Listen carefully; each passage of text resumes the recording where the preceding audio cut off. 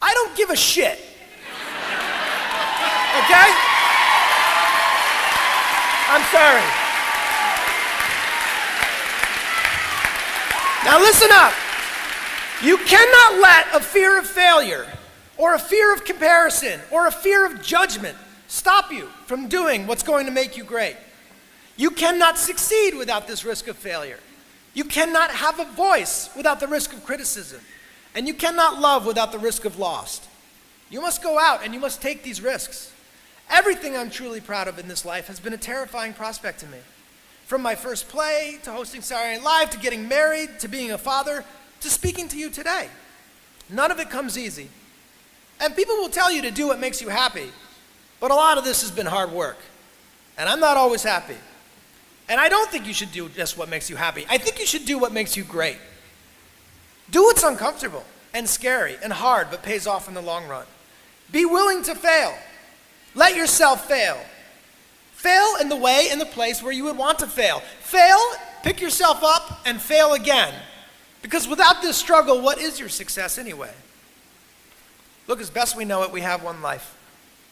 In it, you have to trust your own voice, your own ideas, your honesty, your vulnerability. And through this, you will find your way. You do not have to be fearless. Just don't let fear stop you. Live like this as best you can, and I guarantee you will look back on a life well lived. You are capable of greatness in your profession, and more importantly, in your quality of self. Stay hungry. Stay young at heart. Take those risks. You are going to change the world around you in big ways and in small. And I greatly look forward to being a part of the future that you will shape. Congratulations, graduates, and good luck.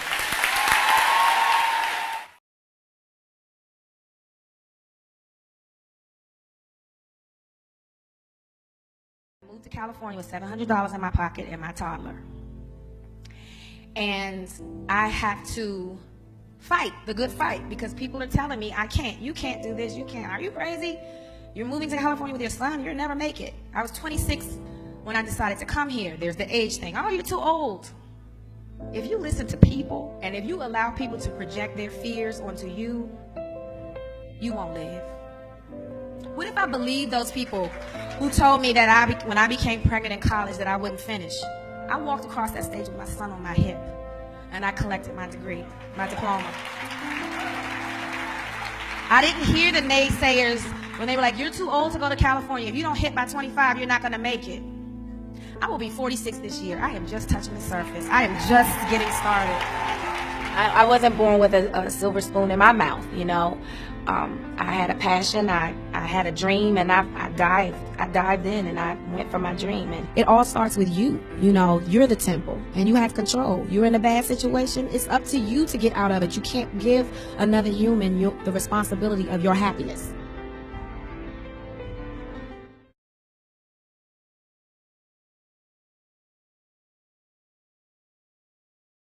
But when you have a dream, it doesn't often come at you screaming in your face, this is who you are. This is what you must be for the rest of your life. Sometimes a dream almost whispers. And I've always said to my kids, the hardest thing to listen to, your instincts, your human personal intuition, always whispers. It never shouts. It's very hard to hear. So you have to, every day of your lives, be ready to hear what whispers in your ear. It very rarely shouts. And if you can listen to the whisper, and if it tickles your heart, and it's something you think you want to do for the rest of your life, then that is going to be what you do for the rest of your life, and we will benefit from everything you do. Thank you very much.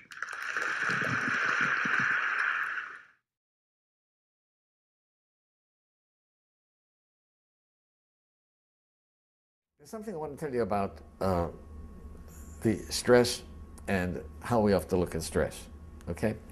And I think it's an important thing because many people have told me from my lectures it's the one thing they remember, okay? I was sitting in a dentist's office and looked at an article that said, how do lobsters grow? Well, I don't care how lobsters grow. But I was interested in it. And it points out that a lobster is a soft, mushy animal that lives inside of a rigid shell. That rigid shell does not expand. Well, how can the lobster grow? Well, as the lobster grows, that shell becomes very confining, right? And the lobster feels itself under pressure and uncomfortable. It goes under a rock formation to protect itself from predatory fish, casts off the shell, and produces a new one. Well, eventually, that shell becomes very uncomfortable as it grows, right? Back under the rocks. Good. And the lobster repeats this numerous times. The stimulus for the lobster to be able to grow is that it feels uncomfortable. Right? Now, if lobsters had doctors, they would never grow, because as soon as the lobster feels uncomfortable, goes to the doctor, gets a Valium, gets a Percocet, feels fine, never gets off its shell. So I think that we have to realize that times of stress are also times that are signals for growth. And if we use adversity properly, we can grow through adversity.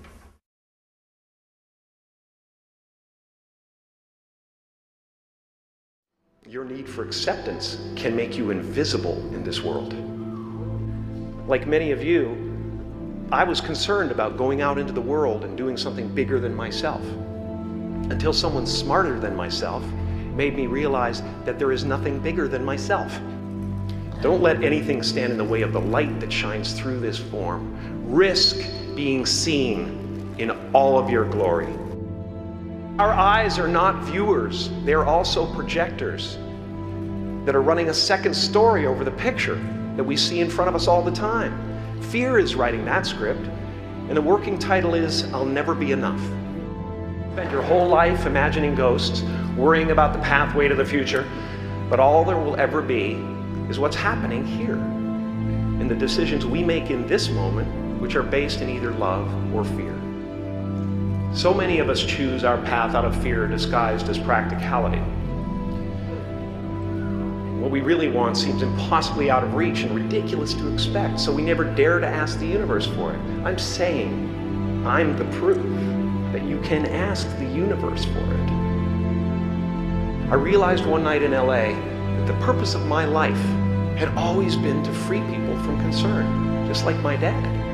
I did something that made people present their best selves to me wherever I go. How will you serve the world? What do they need that your talent can provide? That's all you have to figure out. I can tell you from experience, the effect you have on others is the most valuable currency there is. You can fail at what you don't want, so you might as well take a chance on doing what you love. Relax and dream up a good life.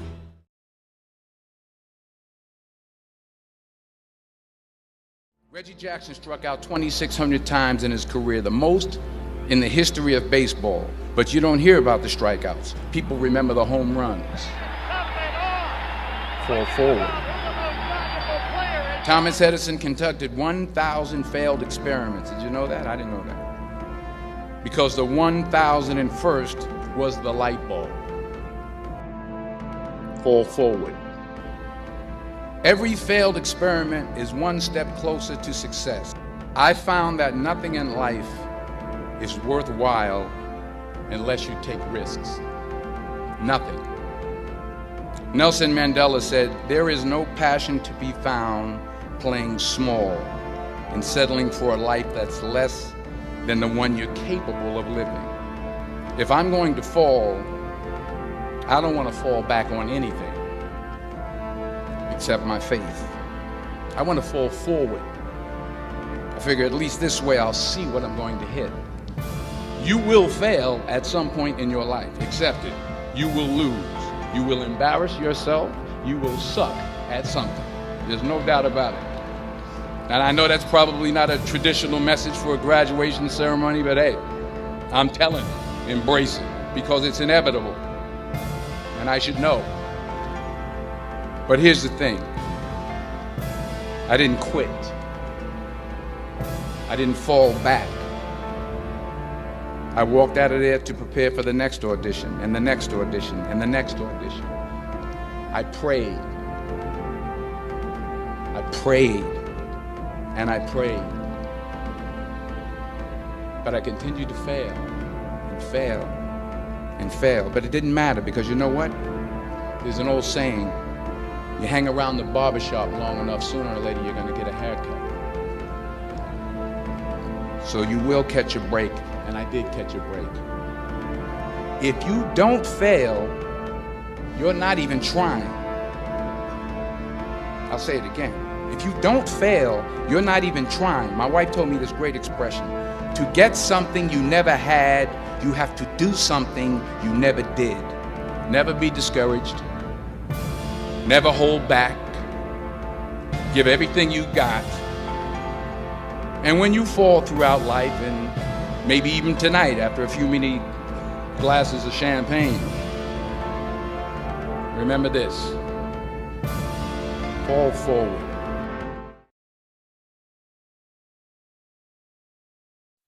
This is the most important and crucial period of your lives, for what you do now and what you decide now at this age may well determine which way your life shall go.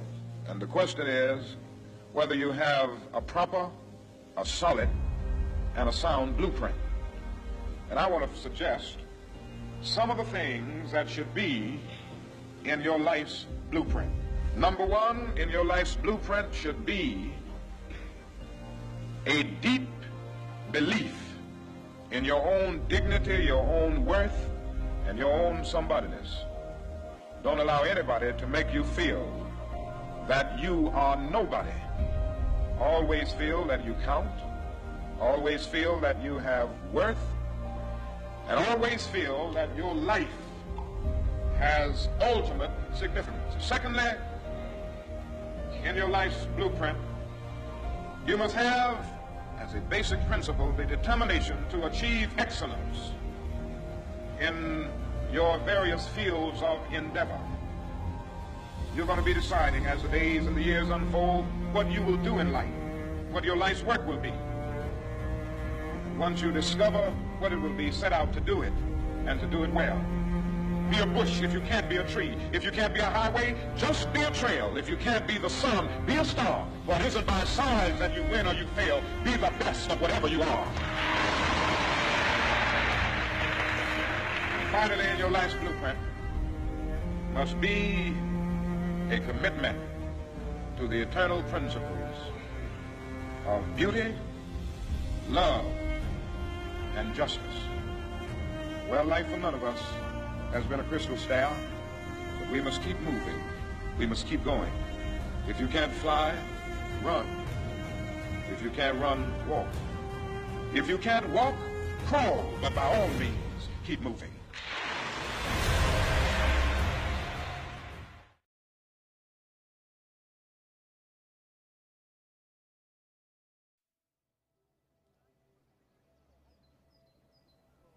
Yo, Jack, go get him! I got it, Eric. I'm cool. A speech. I don't have very much time these days, so I'll make it quick, like my life.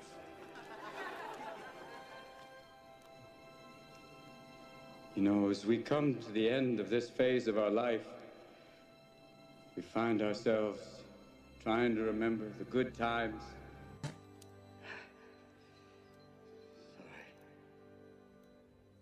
Trying to forget the bad times. And we find ourselves thinking about the future. You start to worry, thinking, what am I going to do? Where am I going to be in 10 years?